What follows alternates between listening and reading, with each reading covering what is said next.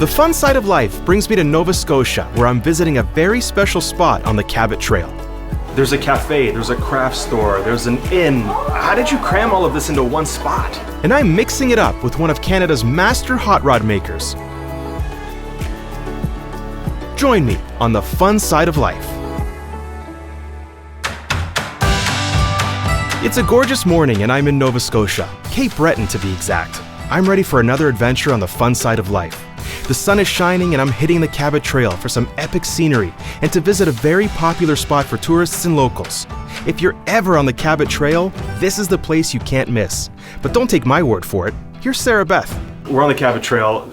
We stumble upon this beautiful oasis. Sarah Beth, what do we got here? This is awesome. This is Salty Roses and the Periwinkle Cafe. I own it with my wonderful first cousin, Caitlin Purcell. There's a cafe, there's a craft store, there's an inn. How did you cram all of this into one spot? It kind of happened organically in that Caitlin had a craft shop for 5 years in a different space. And so we were always toying with the idea of what we could do together. All these things under one roof because they work really organically with each other.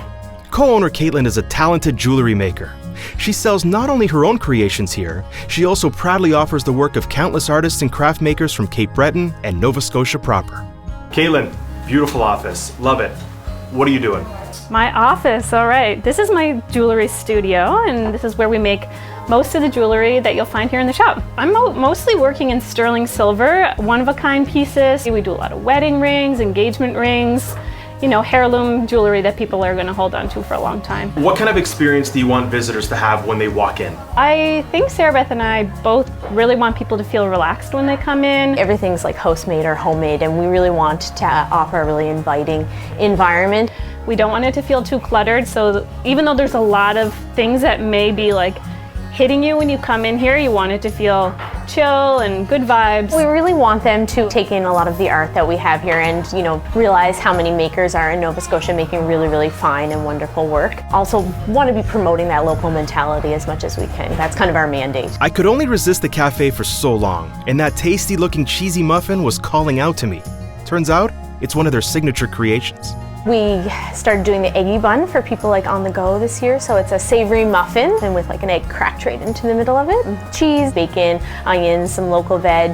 Caitlin and I might turn into eggy buns after the end of the season. We're kind of what we use to survive. Yeah, I don't blame It's really good grab and go. Sarah Beth wasn't kidding. This is one of the best breakfast treats I've ever had. I'm gonna have to order 1,000 of them for the road. Speaking of which, driving around Nova Scotia is like driving through a series of life-size postcards, each one as beautiful as the last. You could spend a lifetime exploring the coast of this picturesque province, but I gotta get moving because I'm headed back closer to Halifax to meet a very special guy. Wayne Bishop is the owner of Wayne's Hot Rods and Customs. He's one of the best car restoration experts in Canada. His work is exceptional, and he generously offered to show me around his shop and check out some of his coolest creations. What are we looking at here? This is a beautiful, beautiful vehicle. This is a 1926 Model T. Every person that you pass by on the road, wave to you. So it's easy to make friends with this car. Oh yeah. Everybody loves it. Halifax has a huge following for antique cars. This is like a traditional hot rod, you know, from the 60s. With some modern stuff in it, obviously, you gotta drive it. It's the nostalgia of it. Yes. You're recreating an experience. Big time. And that's what gets a lot of my customers when we're doing cars for them is their memories. You know, mostly Dad had a car like this, or it is Dad's car, you know, and Dad passed away and now they want it restored. Do you find that you unexpectedly get emotional listening to some of these stories? Oh, definitely. So, are these cars or are these really toys? They're toys. They're definitely toys. I walked into Wayne's shop to see how his toys are made, and while I was checking things out, I met that guy right there. His name is Winnie, and his passion for cars was undeniable. Winnie. Yes, sir. Good to meet you. Same here. On a scale of 1 to 10, how much do you love the work that you do? 12. Yeah. 14. Sky's the limit. Yeah. This is a dream job. This is something that I've done weekends and nights and helped people for the last 45 years, building cars and stuff. I'm not an artist that can paint a picture on a canvas and stuff. I take this stuff and turn it into what I feel is my picture, my canvas sort of thing. This is a dream job for me. I worked construction forever. Now I'm doing this, and it's just, this is something I've had a passion for forever. At Wayne's Body Shop, cars aren't just toys. They're like a religion. So tell me about your temple. Well, we do everything from muscle cars to hot rods, basically anything old, antique. This one here came in for basically a paint job, but it ended up being, we did transmission, new exhaust. Every car snowballs into something more. Right. This is a big space. Yeah, we got, we grew over the last 4 years, pretty big actually. Right. Cars basically get stripped down to the bare metal, they get epoxied, and then they come in this side to get whatever needs to be cut out and welded, panels made. These are all beautiful the way they are now. I can only imagine that they're going to be stunning when they're done. Yeah.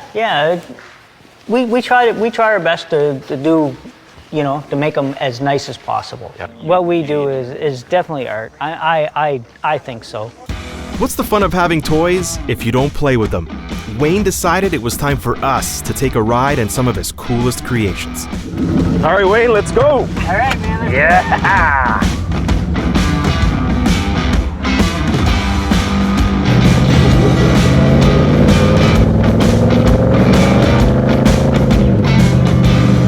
So it has a full frame, new modified front suspension, and all the rear suspension is all redone. Wow. So it's like driving in a modern car, right? Basically. Right.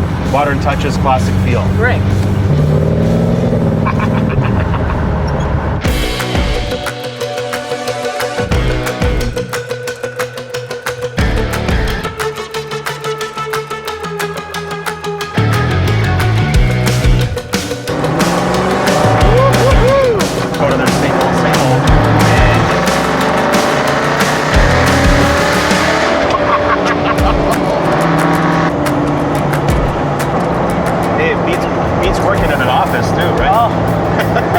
When you get a chance to do this, it's a lot of fun. It beats doing accounting. Yeah.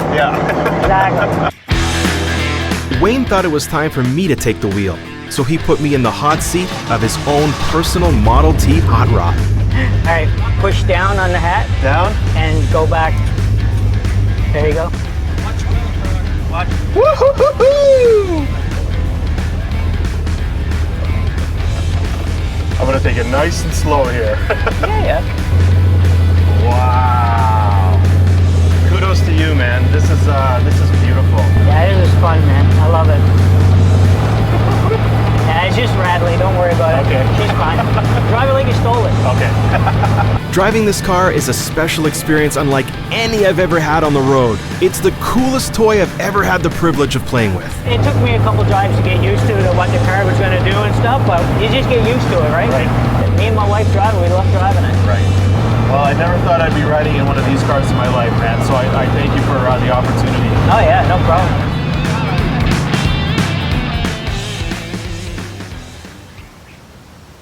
What a day. I'm still buzzing from my time with Wayne's, and the ladies at the Periwinkle Cafe were so welcoming. The art, the food, the scenery, I know I'll definitely be back. But for now, I gotta get back on the road.